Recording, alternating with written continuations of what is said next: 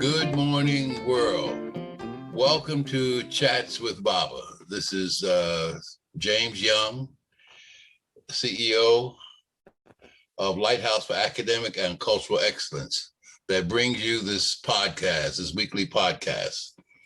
The purpose of the podcast is to inform and empower parents of young Black children.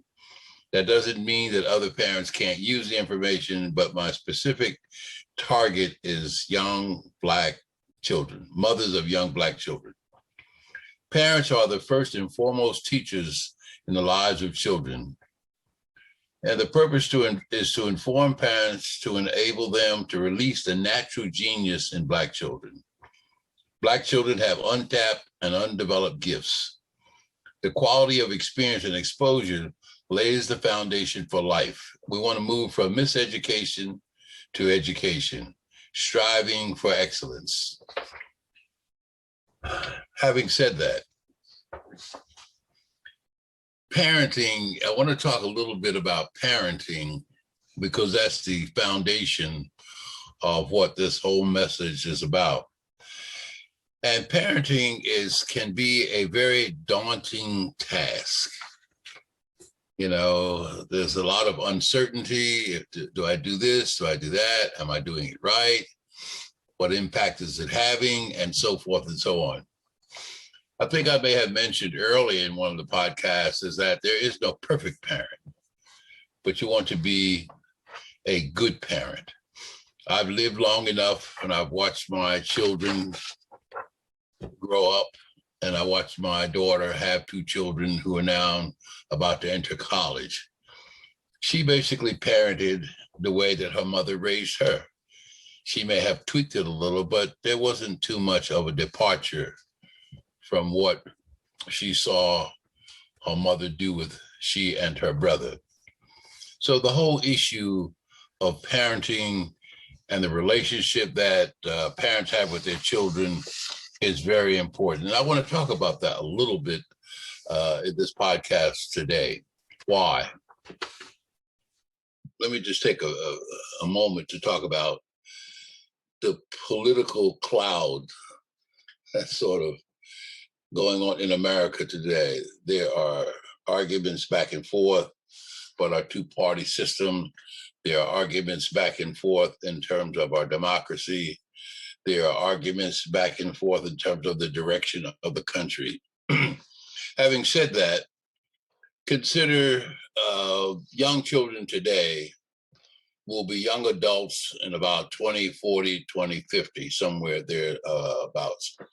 What will the world be like? What will the country be like?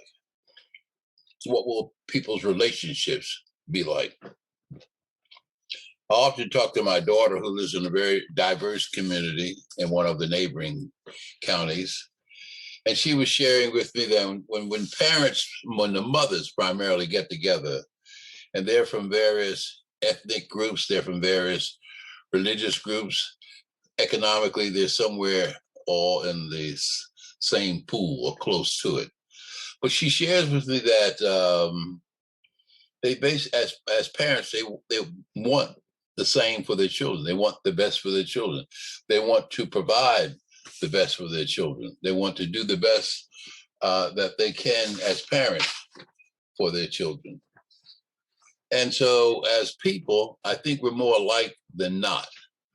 Our ethnicity, our religious affiliation, our politics may cause some difference and variation therein.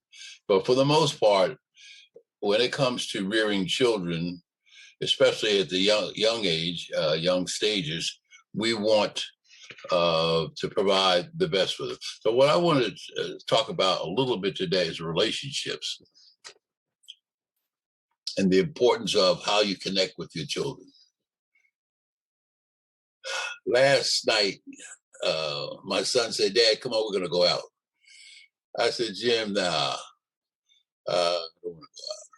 He said, "No." He said, "Dad, first of all, I'm not supposed to tell you, but there's a surprise dinner for you." I said, "Okay." So I went with him. We went to a neighboring restaurant, and when I got there, There were some former students that I hadn't seen in 40 years that I taught and more or less supervised when I was a professor at Georgia State University. And as we sat, I hadn't seen some of them, consider now, since the early 80s, maybe late 70s, early 80s. They now had their own families, and many of their children were in college, or some were finishing college. And so as we sat and just kind of reflected over those years, what they basically talked about was the relationship that I established with them as an advisor, as a faculty member, and so forth and so on.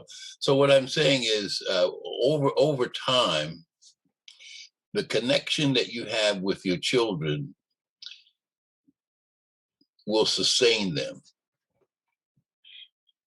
And I think it's important that you help your children to develop a healthy sense of who they are. That's what I did with these young men. Who are you?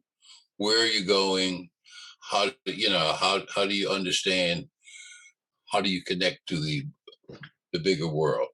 So having said that, so with young children, you want to have them to have a healthy self-concept, who they are. They want to have a healthy self-esteem, how they feel about themselves. They want to have a healthy sense of trust, how they relate to you and others in their immediate surroundings. They also want to have a healthy sense of self-worth. Who am I? And my self-worth. All that comes about as a result of the relationship that you have with them. And I think as a parent, as I said, it's a daunting task. You want to invest in your children. You want to invest in them in terms of your commitment, your sense of being a parent to them. You want to be there to support them. And they must know that you are in their corner. It's important because all children want from parents, by the way, is unconditional love. If you are giving your children or providing them with unconditional love, the rest will pretty much take care of itself. We are living in very trying times, with the country or the world trying to recover from this pandemic. Lots of things relative to America was uncovered, especially schooling. Some schooling fell on the responsibility of parents. Some schooling fell on the responsibility of older siblings, and so forth and so on. But what was uncovered, and in the teaching of young children, it's the relationship, it's the connection that you make with them. So we're living at a time when there's the country's trying to get back on track, and getting back on track. What does that mean? Some sense of normalcy. Will things be the same? We'll never go back to what it was, simply because of what has been uncovered, and there are lots of questions that need to be answered as we move forward. But I think what's critical is the preparation in terms of literacy, in math, in reading, and science. That's the whole backdrop of what this podcast is about. That within our children, there's that natural genius, and your task is to nurture it. Many of us remember Kobe Bryant, the phenomenal basketball player. Kobe wanted to be the best. So in wanting to be the best, he was always willing to put in the preparation to do that, whatever it meant. So preparation, it's practice, practice, practice. You've heard me say in previous podcasts that there's 3 or 4 things that you want to instill in your children. That is getting them to listen, pay attention, follow directions, start a task, and complete a task. Those things will carry them a long way, not only in school, but in life. Those are things that as you are engaging with them, that you would want to instill in them. In the process of parenting, the relationship that you want is to have a close emotional relationship with your children. That's how they connect. Does mama love me? And children have a sense of how you interact with them, whether or not that is coming through to them. And they respond. They respond based upon the signals or the cues that you send to them. Some of the cues are verbal, some are nonverbal. And children, again, react to what they pick up from these various things. Your voice inflection, the tone of your voice, whether it comes out in a very demanding way or it comes out in a commanding way. These are signals that they are developing a sense of how to respond. Some signals are signals of happy feelings. Some signals seem to give there's a negative tone.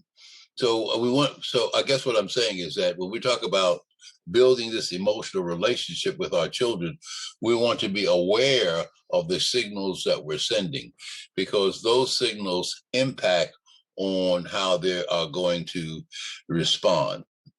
And so the idea of expressing unconditional love is the umbrella in terms of how we should be sending the signals to the children. Again, we're not talking about walking around smiling all the time and grinning, but what we do want to is to send signals that give that say to your children, these are positive feelings coming from you as a parent. Talking to them and telling stories to them. How you talk to them and how you tell stories to them, again, are signals. Practicing family rituals. Now, there is no prescribed set of rituals, but there are things that when we talk about rituals, these are things that you do, almost like saying grace at dinner, or washing your hands before you come to the table, or when we're sitting at the table, you're teaching them manners, what they can do, what they can't do, where your hand should be, and so forth and so on. So these are things that children go through, and these become the family rituals. You are providing support, and you support in terms of engaging with them.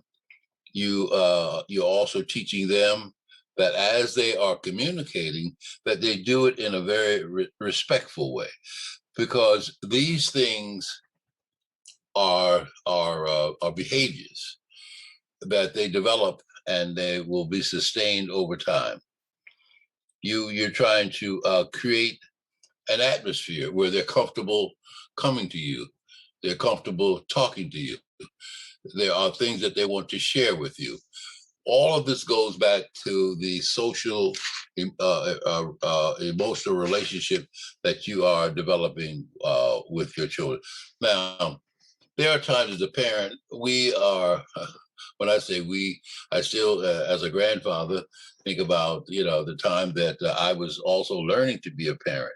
And I watched others. And when there's areas of uncertainty, don't feel that you can't reach out and just talk to other parents. of situations that you're dealing with. And you don't have to feel embarrassed, because by and large, all parents, for the most part, deal with similar situations as they are raising their children. So what I wanted to leave with you today is the notion of, as daunting as the task is of parenting, we get through it. There are times that you may not be sure, but you can reach out to others. There is a volume of books and information that talks about the whole process of parenting. Now, having said all of that,